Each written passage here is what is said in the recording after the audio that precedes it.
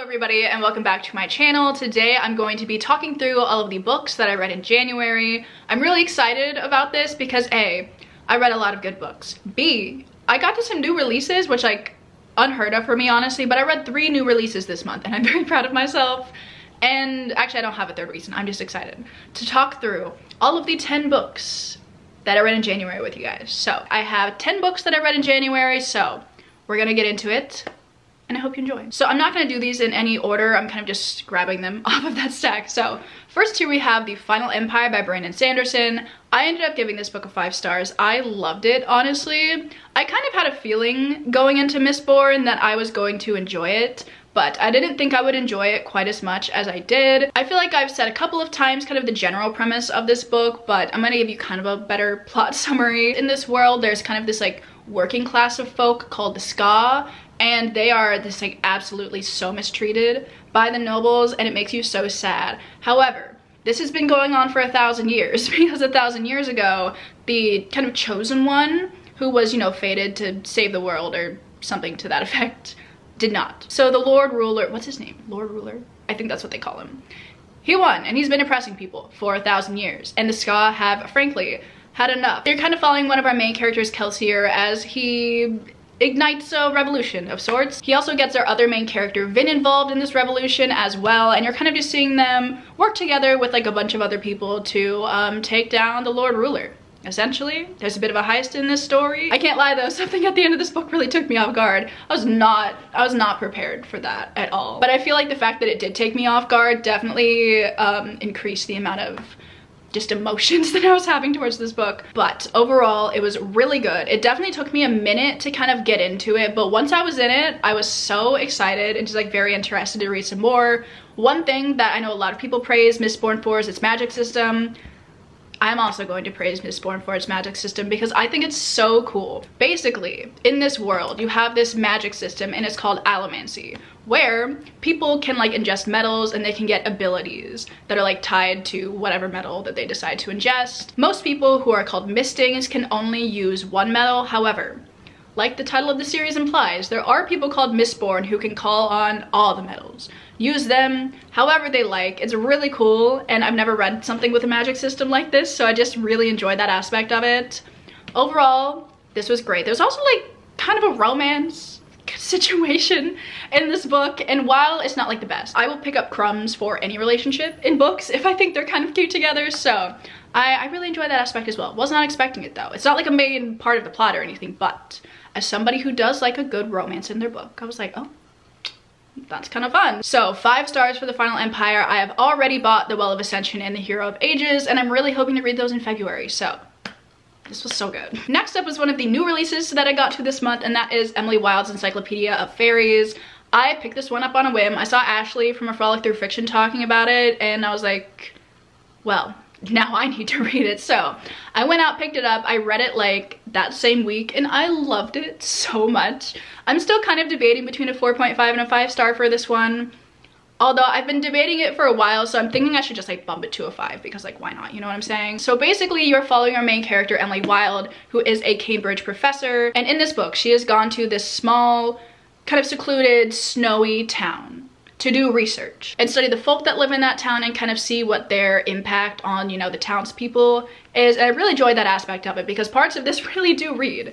Like in Encyclopedia of Fairies, there's a lot of like information about her findings. She's going on a lot of woodland walks and just like observing things. She kind of has this little friendship with one of them, and his name is Poe, or like she calls him Poe, and I think he's supposed to look like really scary, but he seems precious because he's just like this little fairy that makes bread for her, and it's so adorable. But while all of that is going on, her academic rival shows up in this town, and it's not like a we hate each other kind of academic rival. It's kind of like a he just kind of annoys her academic rival, and I loved the dynamic between them so much. Like the romance was like really cute. It's not really at the forefront of this book because mainly you are just kind of seeing what her findings are about the folk, but I just really liked their banter back and forth, and they had just like really good chemistry, and it was so enjoyable. So yeah, I'm thinking 5 stars for this book. So much fun. I do think like towards the end of the book,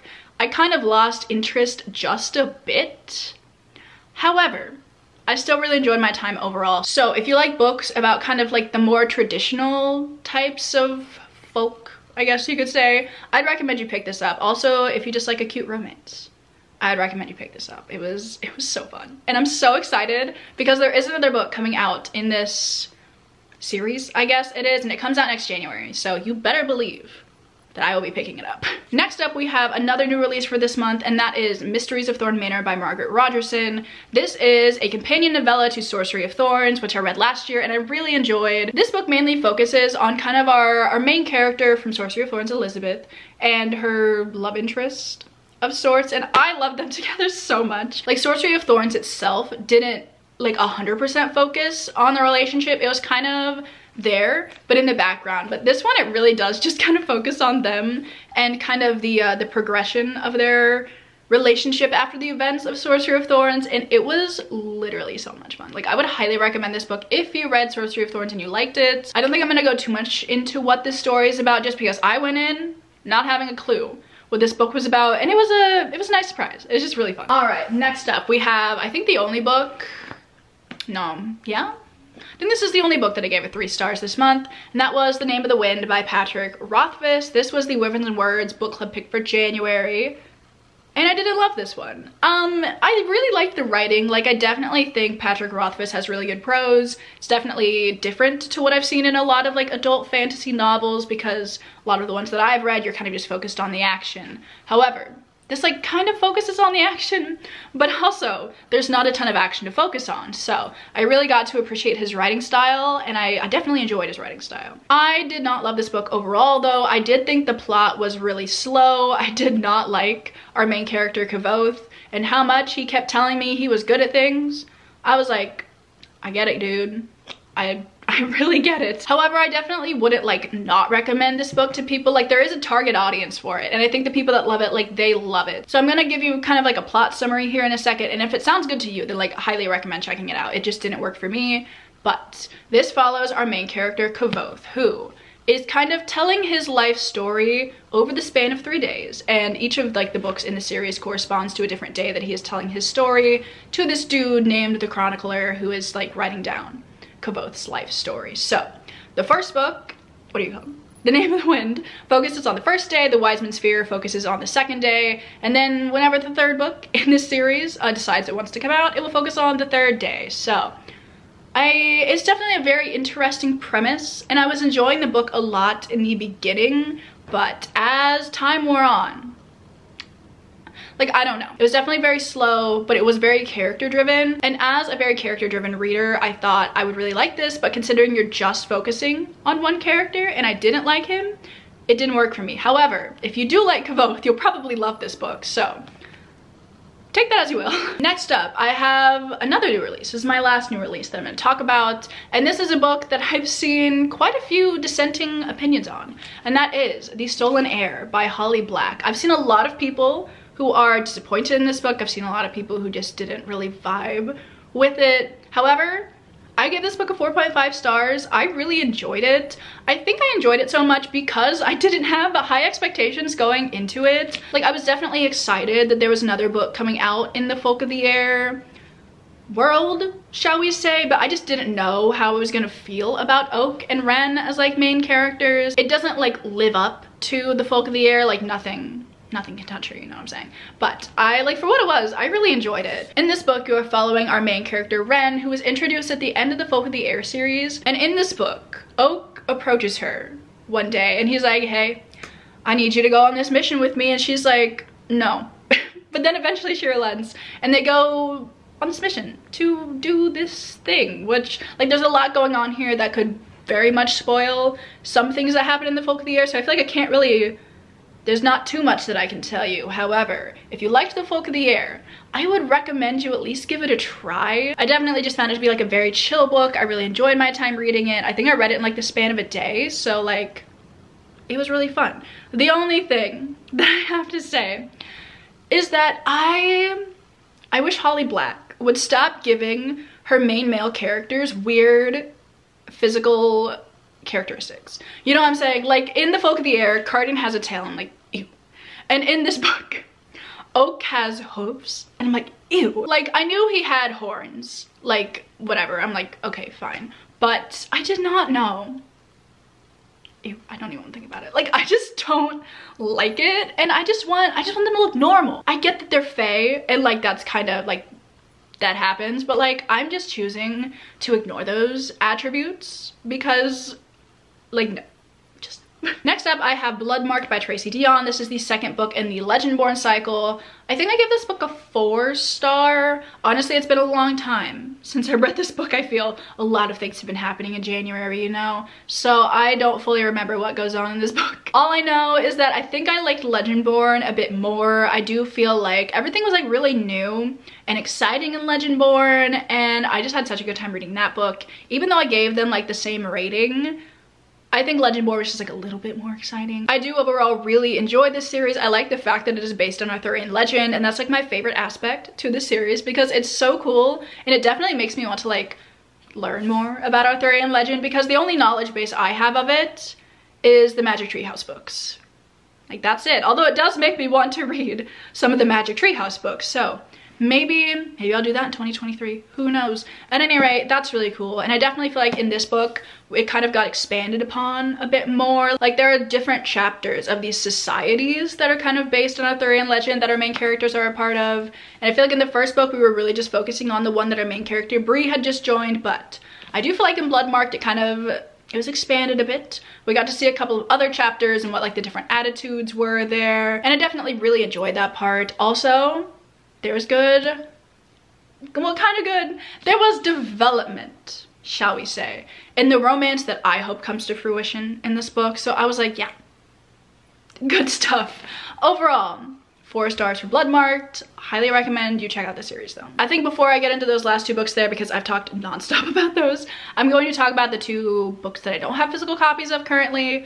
So the very first book that I read this year actually was Edge Dancer by Brandon Sanderson. This is a novella that is a part of the Stormlight Archive. You're supposed to read it between Words of Radiance and Oathbringer, which obviously I read Words of Radiance in December. So I was like, all right, gotta jump into Oathbringer. Let's read Edge Dancer. But then I was like, wait, actually I want to read Mistborn first. So I'm kind of just jumping back and forth between the series at the moment, but it's fine. I'll keep it straight up here, don't you worry about me. I kind of like this novella. It was okay. It follows a character who was introduced in Words of Radiance, because in the Stormlight Archive books you kind of have like these interludes that are put before each different part of the book that are different from the main characters that you're like already following in Stormlight. So you get to see like different takes on things that are happening and, you know, foreshadowing and all this fun stuff. But one of those interludes introduces a character named Lift. I don't really love Lift as a main character. The one thing that I did really like about this is that I liked her spren that follows her around. I still don't know how to describe spren. They're just like a little companion of sorts. And the people in this world that kind of have powers have spren that follow them around. So in this one, Lift's spren was named Wendell, I think. Is his name Wendell? Now I don't know. I need to Google that. Yeah, it is Wendell. There we go.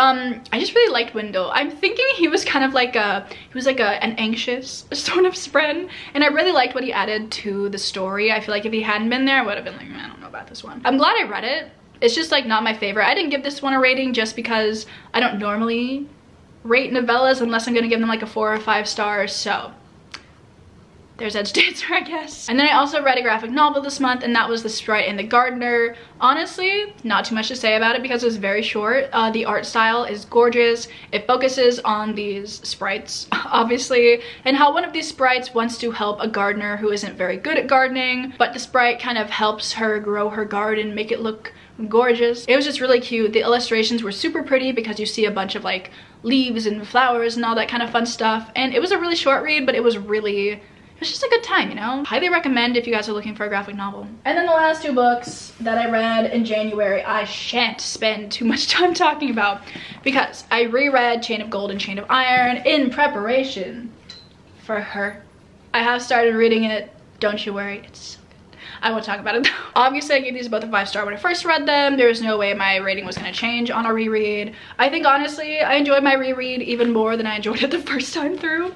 And I love this series so much. Like, I feel like there might be potential for this to become My favorite series over the Infernal Devices? I don't know. I have no idea. I feel like it's gonna be one of those things, like you ask me one day and I'll say it's the Infernal Devices. You ask me another day, it'll be like the Last Hours. But honestly, I'm just so glad that I love both of the series so much. So, like I said, not gonna talk about it because I've literally talked about it nonstop. But it was so good.